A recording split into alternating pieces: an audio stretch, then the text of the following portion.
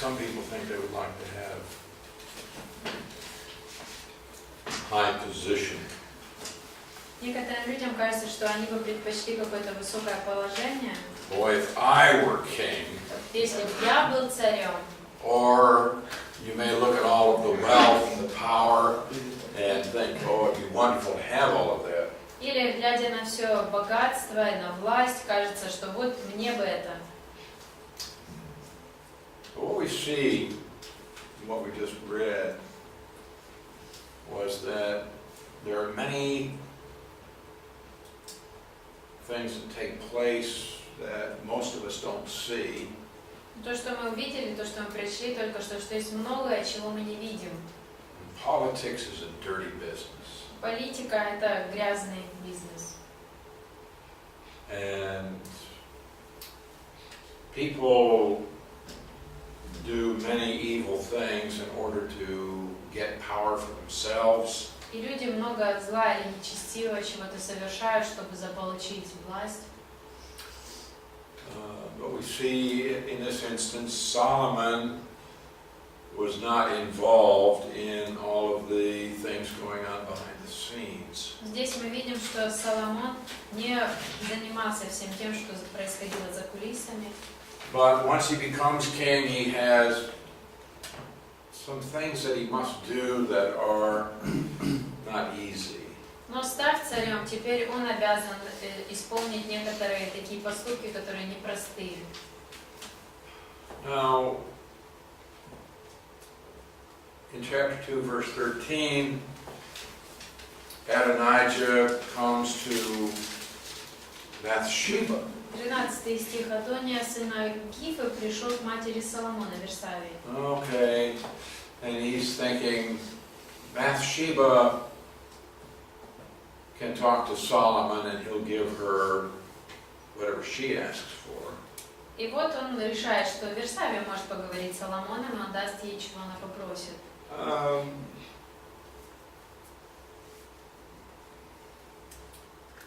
In verse 15, 15 стих. he said, you know that the kingdom was mine.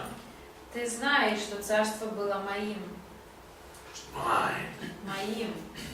And all of Israel, they expected me to be king. И весь Израиль ожидал, что я стану царем. But now it has been turned over and has become my brother's. Но все изменилось, и царство перешло к моему брату. Well, it was his from the Lord. И оно было осуждено ему от He Господа. said, so, okay, I've lost the kingdom, but I do have one request. И так он говорит, да, я потерял царство, но у меня есть одна просьба. And she said, what do you want? Она говорит, чего ты хочешь? Verse 17. 17. Ask Solomon to give me Abishag the Shunammite. Попроси Соломона, чтобы он отдал мне в жены шунамитянку Ависагу. Who is Abishag the Shunammite? Кто это такая? Ависага? Молоденькая девочка. Yeah, she was the most beautiful girl in the kingdom. Да, самая красивая девушка в царстве. Why does Adonijah want her? Почему Адония хочет ее? See, again, we've seen this before. Видите, опять, как и раньше мы видели. If you can have the woman that somebody else had in the past, it shows your dominance. Если ты можешь заполучить женщину, которая раньше принадлежала кому-то другому, то ты можешь показать, насколько ты доминируешь. It's like you're greater than that other man. Это все равно, что сказать, что ты более великий, чем вот тот другой человек. So Adonijah is saying, oh, I want this young woman Так Адония who had been говорит, with David, хочу вот эту молодую девушку, которая была с Давидом. trying to, in this way, make a statement that he is actually greater than Solomon. Пытаясь тем самым заявить, что он более великий, чем Соломон.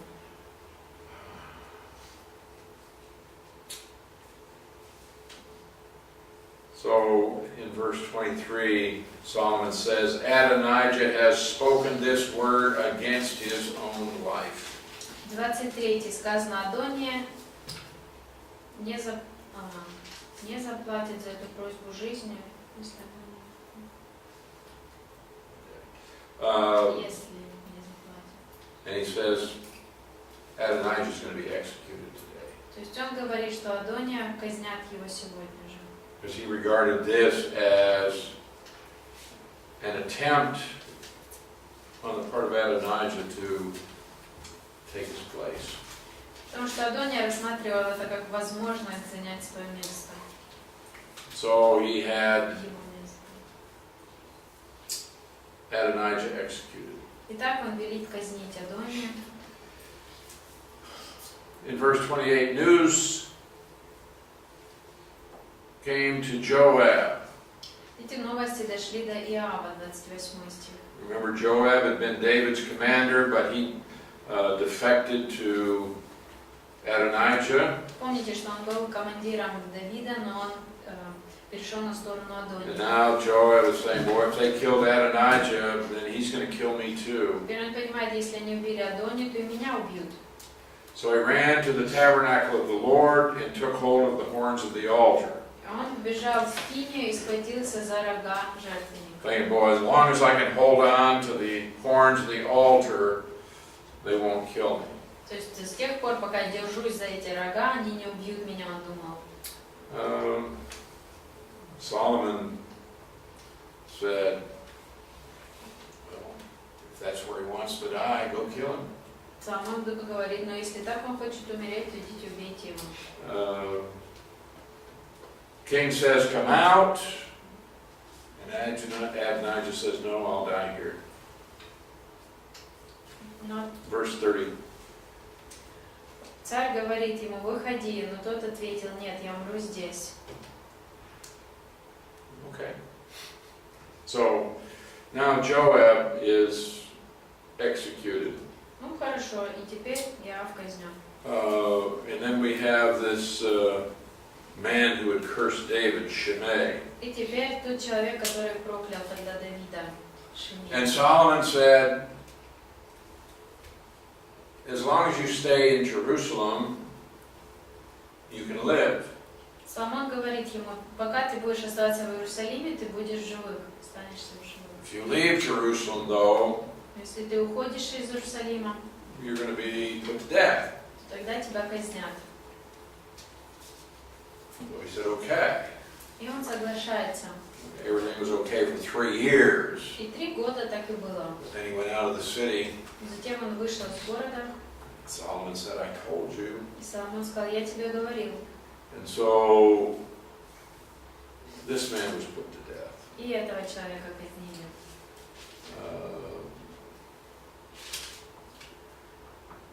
And so the enemies of Solomon now are taken care of. They've been put to death. Он разобрался со своими врагами, Соломон казнил их.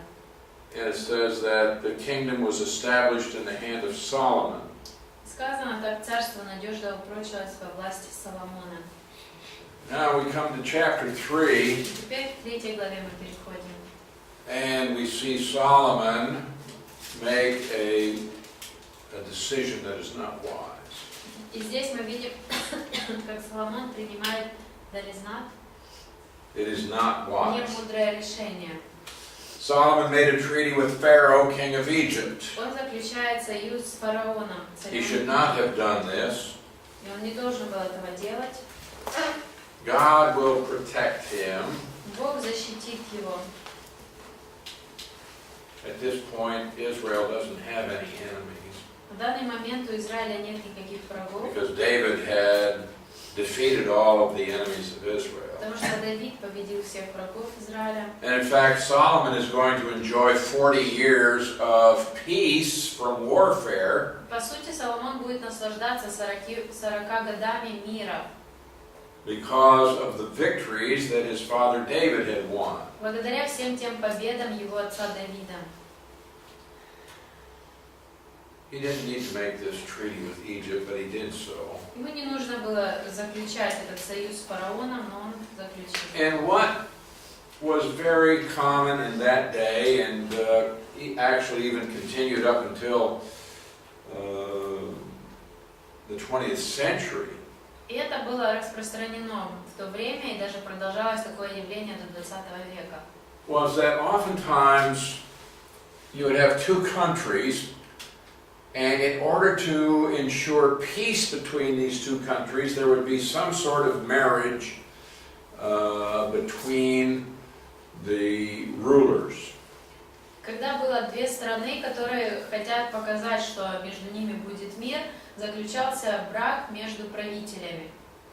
So you might have, Solomon, he's the king of Israel, he's going to marry the daughter of Pharaoh of Egypt. Итак, например, Соломон, он был царем Израиля, он женился на дочери царя Египта. So this is to say, well, you can't attack Israel because then he'll kill your daughter. И это показывало им, что ты не можешь атаковать Израиль, потому что ты убьешь свою дочь. And so many political alliances were entered into through a marriage. И люди вступали в большое количество политических союзов через брак. So it's like the Tsar of Russia marrying the daughter of the king of Germany. Это все равно, что если царь России вступил бы в брак с дочерью короля Германии.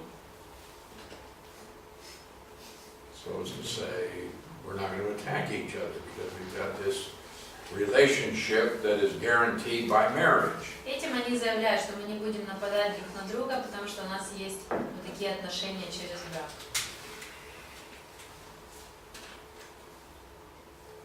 But the Lord has told Israel, don't ever go back to Egypt.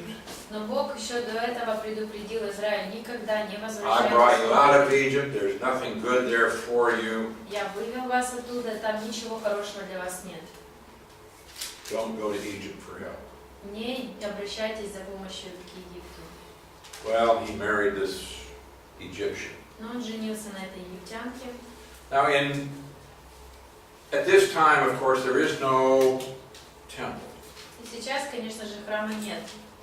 They still have the tabernacle, and David had brought the ark into Jerusalem. У них есть скиния, и Давид принес ковчег в Иерусалим. So in verse 2 it says, the people sacrificed at the high places because there was no house built for the name of the Lord.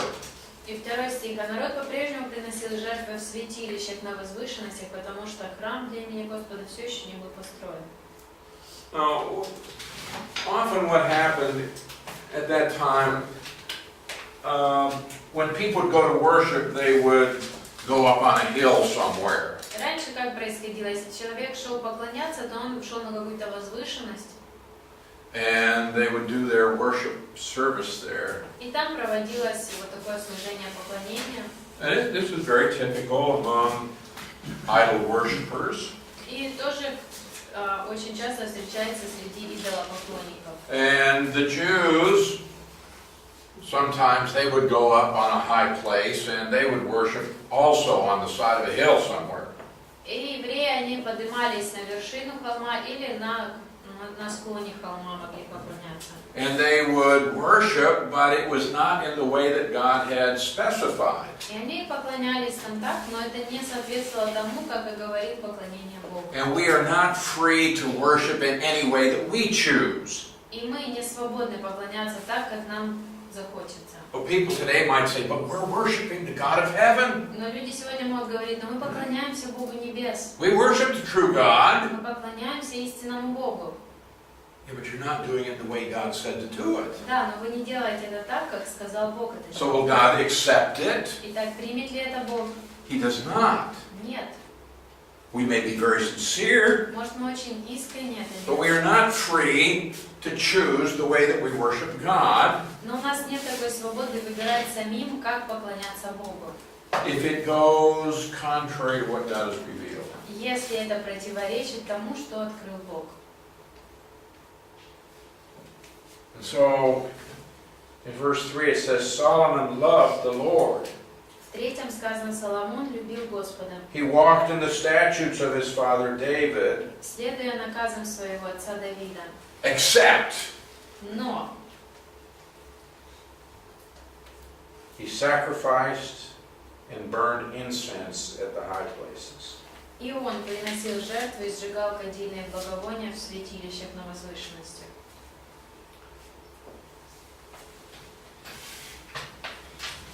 right, now, in spite of this, Но несмотря на это, you see that the Lord is gracious. мы видим, что Господь по благодати. The king went to Gibeon to sacrifice there, Царь отправился в Гаваон, чтобы принести жертву, for that was the great high place. потому что там было самое главное святилище. Solomon offered 1,000 burnt offerings on that altar. И на этом жертвеннике Соломон вознес 1000 всесожжений. Can you imagine? Представьте, 1,000. 1000. Well, at Gibeon, the Lord appeared to Solomon in a dream. В Гаваоне Господь явился Соломону во сне. Ask, what shall I give you? Проси, чего хочешь, чтобы я дал тебе. So if God said, okay, ask and I'll give you anything you ask for. Бог говорит, проси, я дам все, что ты попросишь. What would you ask for? Чего бы вы попросили? 3 more wishes. И еще 3 желания.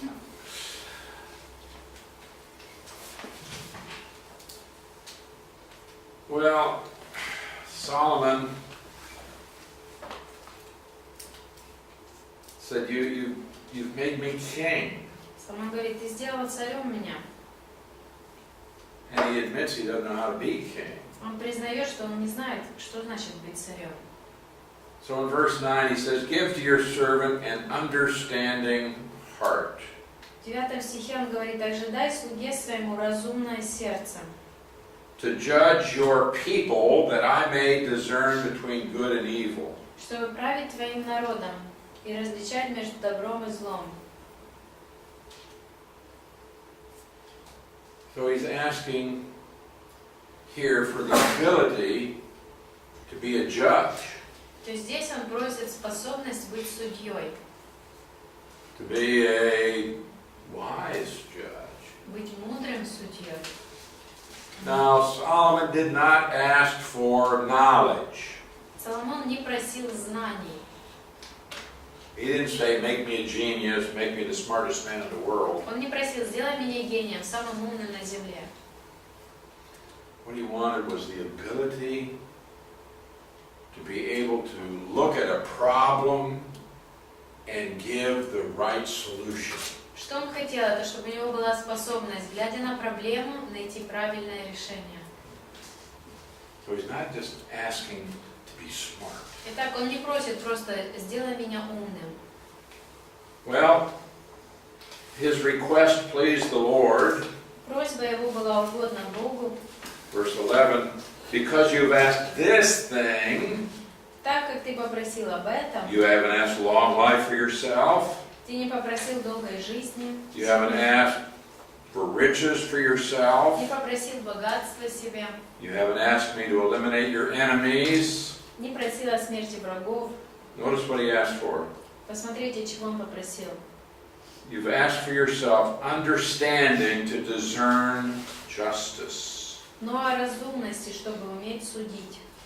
I've done according to your words. I have given you a wise and understanding heart. Я исполню то, о чем ты просил. Я даю тебе мудрое и разумное сердце. What is wisdom? Что такое мудрость? Wisdom is the ability to see what is right. Мудрость – это способность увидеть, что правильно. It is the skill of making application of truth to experience. Это навык, с помощью которого ты можешь применить истину у себя на опыте. It's to have knowledge, but then it's to know what to do with that knowledge. Это означает, что у тебя есть знания, но ты также знаешь, что делать с этими знаниями. So you can have knowledge. Можно иметь знания, What do you do with it? а что делать с ними? Wisdom says, I can take what God has revealed and I can apply it. Но мудрость означает, я могу взять то, что Бог явил, и знаю, как применить это. Sometimes people come to me and they say, oh, I have a great problem. Когда люди приходят ко мне и говорят, у меня большая проблема, And they go through all of the details. И рассказывает все детали. And sometimes it's simple. I can say, okay, here's what the Bible says. Иногда легко я могу сказать, вот что говорит Therefore, Библия. here's what you need to do. Итак, вот что ты должен сделать. Sometimes I don't know. А иногда я не знаю. Solomon asked for wisdom to be able to know what to tell people and how to solve the problems. Соломон попросил мудрости знать, что делать, что говорить людям, когда им нужно решить проблему. God says, so I've given you a wise and understanding heart, Бог говорит, я даю тебе мудрое и разумное сердце. so that there has not been anyone like you before you, nor shall any like you arise after you. И как до тебя не было подобного тебе, так и после тебя никто с тобой не сравнится. This does not say that Solomon was the smartest man who ever lived, Это не означает, что Соломон был самым умным, кто когда-либо жил. but he had an ability to discern good and evil and to see the solution to problems. He was unique. Но у него была эта способность увидеть добро и зло и увидеть, что будет верным решением. Этим он был уникален. And he says, and because you didn't ask for riches and honor, И поскольку ты не просил о богатстве, о славе, I'm going to give you what you didn't ask for. я дам тебе то, чего ты не просил. I'm going to give you riches. I'm going to give you У тебя honor, glory. будет и богатство, и слава. So he woke up. И вот он It проснулся. had been a dream. Это был сон. But he came to Jerusalem and stood before the Ark of the Covenant, Он возвратился в Иерусалим, стал пред ковчегом завета offered up burnt offerings and other и offerings. принес сожжение и жертвы примирения. They realized that God had indeed revealed himself. Он понял, что действительно Бог явился ему. So now he comes back to Jerusalem, Вот он возвращается в Иерусалим, where he should be. где он и должен быть. Then we have that very famous example of Solomon's wisdom. Затем очень известный пример мудрости Соломона. Two women that each had a baby. Двое женщин, у каждой был ребенок. One baby died, Один ребенок умирает, and младенец. then in the middle of the night, the woman whose baby died switched it with the other woman's baby. Затем ночью та женщина, чей ребенок умер, поменяла его на живого ребенка. And they both of these women say, no, this baby is my baby. И теперь обе утверждают, что вот этот младенец это ее младенец. They come before Solomon. И приходят пред Соломоном. He said, okay, since you both tell the same story, Говорит, хорошо, поскольку вы обе рассказываете одно и то же, there's no way to determine who's telling the truth here. никак я не могу узнать, кто правду говорит. Solomon says, cut the baby in two and each can have half. Он говорит, разрежьте младенца на две половины, и каждому будет по половине. Каждому. And the mother of the living baby said, no, give it to the other woman. Don't kill the baby. И настоящая мама этого младенца говорит, нет, отдайте его этой женщине, не убивайте его. And from this, Solomon realized who the true mother was. И так Соломон узнал, кто была настоящей матерью.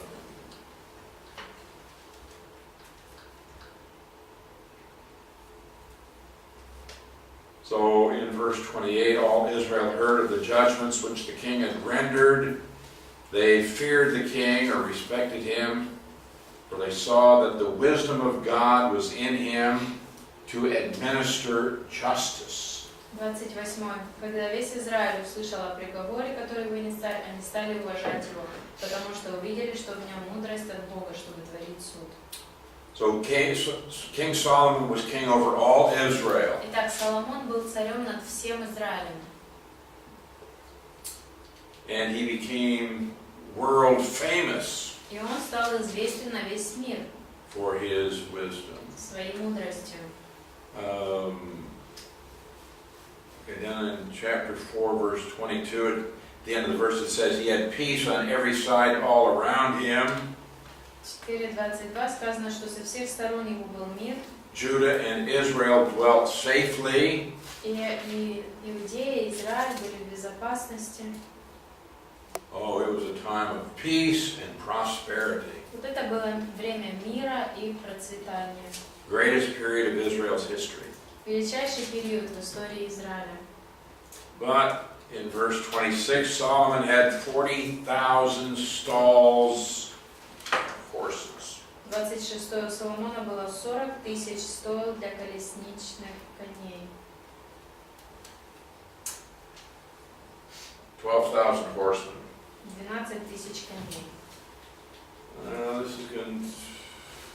God had instructed that kings should not multiply horses. А Бог дал повеление о том заранее, что цари не увеличивали количество своих коней. In verse 31, he was wiser than all man. 31 стих. Он был мудрее любого человека. Verse 32, 32. he spoke 3,000 proverbs. Он произнес 3000 мудрых изречений. Obviously, we do not have all of those. Очевидно, что у нас всех нету. We have a few hundred, У нас but not несколько 3,000. And his songs were 1,005. А песни его было 1005. I don't know who counted them. Не знаю, кто пересчитал их. He wrote a lot of songs. Много песней он написал. The greatest of them was Song of Solomon. Песни песней — это величайшая из его песен.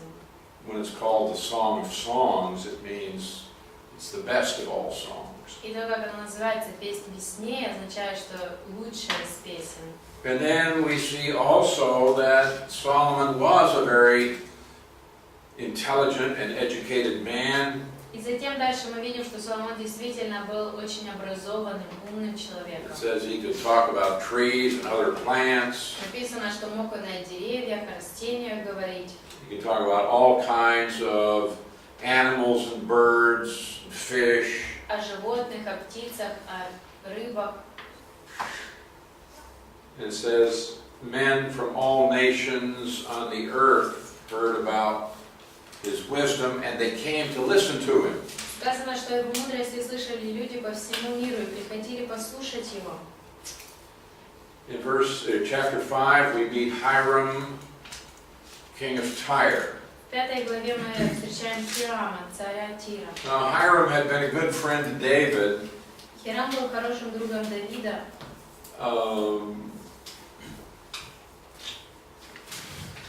You know where Tyre is? Вы знаете, где Тир, да? Okay. It's on the coast up in the north. На побережье севера. We have two cities up here, Tyre and Sidon. Здесь два города, Сидон и Okay. Тир. Hiram is up here, and these people, И вот этот народ, they had two great skills. у них были два величайших навыка. One is they knew how to cut wood. Первое — это они знали, как работать с деревом. They were experts at cutting down trees and then cutting them into boards. Они специалистами были в том, как рубить деревья и затем, как разрезать их на доски. The other thing that they were expert at was В чем они были специалисты? sailing. Это мореплавание. Now, here in Israel, Здесь, в Израиле, they don't have too many trees. у них нет много деревьев, They don't have great forests. нет огромных лесов. Consequently, they were not good lumberjacks. В результате они не были хорошими плотниками, They were not good sawyers, people that knew how to cut the boards они не знали, expertly. как распилить дерево правильно. And they certainly didn't know how to sail. И однозначно не знали, как и по морю плавать. Now, Hiram is going to work with Solomon И Хирам будет работать с Соломоном and do some wonderful things for the Jews. и сделает прекрасное для евреев. And so Solomon says, I could use your help. Соломон говорит: я бы воспользовался твоей помощью. You remember my father David wanted to build a temple, Помнишь, отец мой Давид хотел построить храм, but the Lord did not allow him to do that. но Господь не позволил ему этого сделать. So he asked Hiram for help. И он обратился к Хираму за помощью. Verse 6, command that they cut down cedars for me from Lebanon. Так повели рубить для меня ливанские кедры. My servants will be your servants. Мои люди будут работать вместе с твоими. I'll pay you wages for your servants according to whatever you say. И я буду платить тебе за твоих людей, сколько бы ты ни сказал. For there is no one among us who has skill to cut timber like the Sidonians. Ты знаешь, что у нас нет никого, кто умеет рубить дерево, как сидоняне. We don't know how to do this. Мы не знаем, как это делать. But my servants will be your servants. Но мои слуги будут твоими слугами. So Solomon's going to send Jews up there and they're going to learn how to work timber. Итак, Соломон отправит евреев туда, чтобы они узнали, как работать с древесиной. So Hiram was glad to do this. И Хирам с радостью откликнулся. In verse 7, blessed be the Lord this day. Слава сегодня Господу. So it may well be that Hiram had become a believer in the God of Israel. Невозможно, что Хирам уверовал в Бога Израиля. And in verse 9, my servant shall bring them down from Lebanon to the sea, Мои люди свезут бревна с Ливана к морю, and I will float them in rafts by sea to the place you indicate to me. и я сплавлю их плотами по морю, куда ты укажешь. We'll have them broken apart there, and then you can take them away. Там я их разделю, и ты сможешь их забрать. And the agreement is that he would do this for Solomon, and Solomon had to provide food for the household of Hiram. И договор у них такой, Хирам делает это для Соломона, а Соломон поставляет пищу для его дома. And Solomon did this for the rest of his life. И Соломон так и делал до конца жизни своей. Now, in verse 13, Solomon raised a labor force out of all Israel of 30,000 men.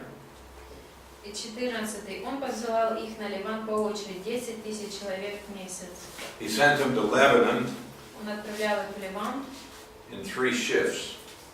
тремя партиями. 10,000 a month, 10 тысяч в месяц. go work in the forest. Они отправлялись работать в лесу. This is hard and dangerous work. А это трудная и опасная работа. You work up there for a month and then you go home for 2 months. Месяц там работаешь, затем на 2 месяца возвращаешься домой. Verse 15, Solomon had 70,000 who carried burdens, У 15-го Соломона было 70 тысяч носильщиков тяжести and 80,000 who quarried stone in the mountains. и 80 тысяч каменотесов в горах. That's 150,000. Это 150 тысяч. Plus the ones that had gone to work in the forest, the other 30,000. И еще 30 тысяч тех, кто пошли в лес. And in addition to that, it said he had 3,000 who were like bosses, И еще 3000 начальников над ними. or 3,300, I guess it says. 3300. Yeah. So in verse 17, commanded them to quarry large stones, costly stones, hewed stones to lay the foundation of the temple. По повелению царя они добывали большие камни, дорогие камни, чтобы заложить основание храма, естественного храма. So you have Solomon's workers, Hiram's workers, Итак, работники Соломона, Хирама, and then another group called the Gebalites, и еще люди из Гевала, who worked in the quarries. которые обрабатывали дерево. Рубили и обрабатывали. Yeah, not with trees, but stones. Yeah, okay. Дерево и камень. They prepared timber and stones to build the temple. Рубили, обрабатывали дерево и камень для строительства храма. Okay, now, chapter 6. Теперь 6 глава. Now we want to do a little arithmetic. Вот здесь придется посчитать. It came to pass in the 480th year, В 480 году, after the children of Israel had come out of the land of Egypt, после выхода израильтян из Египта, in the 4th year of Solomon's reign. 4-й год правления Израилем Соломона. Okay, let's stop right here. Давайте здесь остановимся. Who's pretty good with arithmetic? У кого с математикой хорошо? С подсчетами. Раз. Masha? Тарас. Taras? Taras, are you a mathematician? Вы математик? Наташа математик. Она уже Я агроном. He is agronom. An agronom. Are you a mathematician? Yes. All right, come.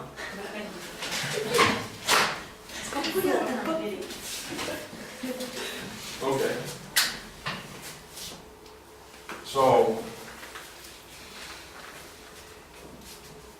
what year did Solomon become king? В каком году Соломон стал царем? 1050. Сейчас. 1011. 975. Да. All right, write that down. Write that down. Записывай. All right. Now, it says, in the 4th year of his reign. Сказано в 4-й год своего правления. Okay, so what year would that be? Какой это год тогда? Минус 4.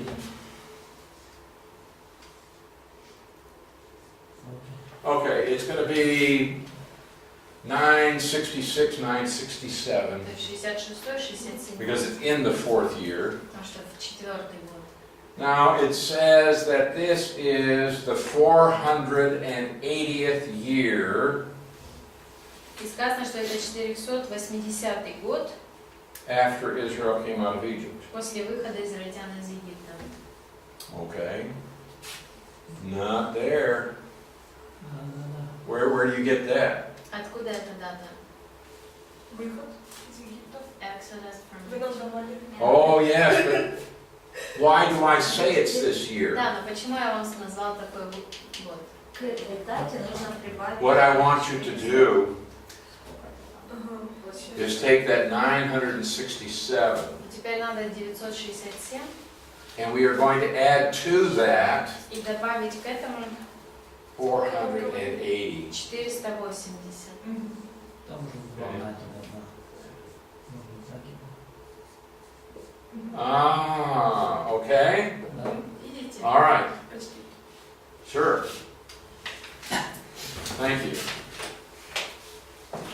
So, you see, this is 966, 967. То есть здесь у нас 966, 967, Okay. Plus 480. плюс 480. That's where we get this. Вот отсюда получается такая дата. Now, there are some people who want to say, oh no, the Exodus was in the year 1200 and something. Некоторые говорят, да нет, исход был 1200 каком-то. We know when Solomon began to build the temple. Нам известно, когда Соломон начал строить храм. That's an established date. Это установленная дата. We know when Solomon began to reign, Мы знаем, когда Соломон начал править. and therefore from this we can have good certainty that the Exodus took place somewhere around 1446. И поэтому благодаря этому мы можем с точностью, с уверенностью сказать, что примерно вот в этом году произошел исход. Some might put it at 1445, but Некоторые в 45-й. this is very close. Но все равно это очень близкая дата. It's not just some number that we invented. То есть это не просто какое-то число, которое выдумали.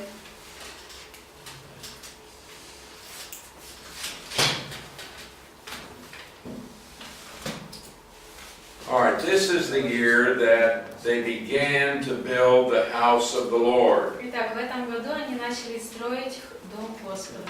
Now, the writer goes on and he gives some great detail about this temple. И автор продолжает и довольно детально описывает этот храм. Talks about the size of it. Говорит о размере. And there's going to be a lot of information about various parts of the temple and rooms round about it. И много информации дается о различных частях храма и о его комнатах вокруг храма. And how many stories it was. Сколько этажей было.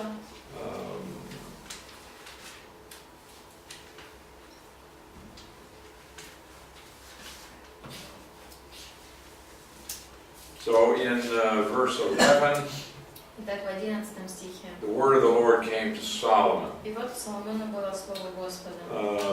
Well, go down to verse 13 now. God says, I will dwell among the children of Israel and will not forsake my people Israel. 13. И буду жить среди израильтян и не покину мой народ Израиль.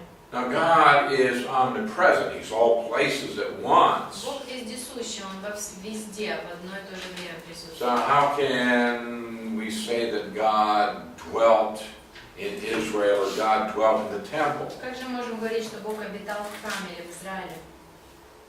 Doesn't he dwell every place? Разве Он не обитает везде? Yes. Да.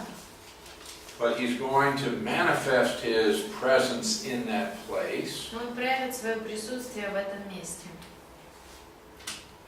So there is going to be a special sense in which he dwells in a place. Итак, Он будет в особенном смысле обитать в каком-то месте. Now this is one of the things that I think becomes difficult for us to comprehend when we're talking about infinite things. Мне кажется, это одно из того, что нам становится сложно понять, осознать, когда мы говорим о чем-то вечном. But we're told that we should come into the presence of the Lord. Нам сказано приходить в присутствие Господа. Well, how can I do that? Как это сделать? I mean, he's right here, isn't he? Он же здесь, да? Is Jesus here in this room? Иисус здесь, в этой комнате. Well, he indwells us. Но Он обитает в нас. Is God in this room? Бог есть в этой комнате? Yes. Да. Wherever I go, God says, I'll be there. Куда бы я ни пошел, Бог говорит, я буду там. He's all places at all times. Он во всяком месте, во So всяком what does it время. mean to come into his presence? Что же значит прийти в присутствие Его? Okay, let's talk about it. Давайте обсудим это.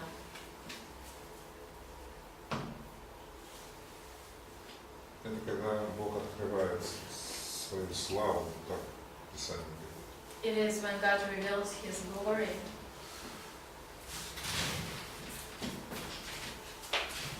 Okay. Он It says, where two or three are gathered together in my name, I'm in the midst. Бог говорит, где двое-трое соберутся во имя Мое, я посреди них. Yes? Да? So is he in our midst? Итак, Он посреди нас? Yes. Да. Can we enter into his presence? Можем ли мы войти в Его присутствие? Yes. Да. Does this mean we're going to see a flash of light? Означает, мы увидим вспышку света? Or that God is going to give us a visible manifestation? Или Бог как-то видимо явит себя? No. Нет. So how do we enter into his presence? Как же мы входим в Его присутствие? What do you think? Как ты думаешь? Через молитву, возможно. Maybe through prayers or through Посредством reading the веры, как Bible, написано, мы входим. through faith we Вот enter. когда в общине.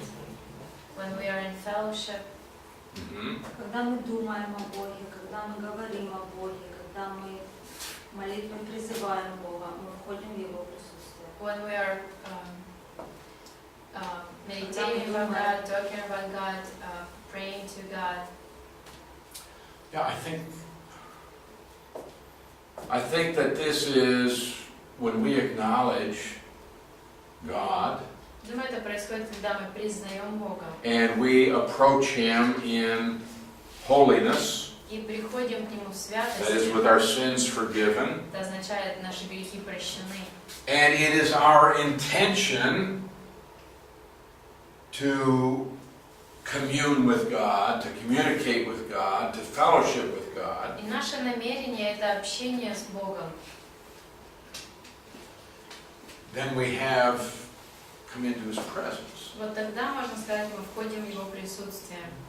He's with us. Он с нами. And we can be aware that He is with us, И мы можем осознать, что Он с and нами. He's also within us. Он также и внутри нас. But we draw near to God Но мы приближаемся к Богу, when it's our intention to have fellowship, communication with Him. когда намерение наше – это именно иметь общение вместе с Ним. Now God says, I'm going to dwell in Israel. И Бог говорит, я буду обитать в Израиле. What does that mean? He doesn't dwell outside of Israel. Что это значит, что за пределами Израиля Его нет?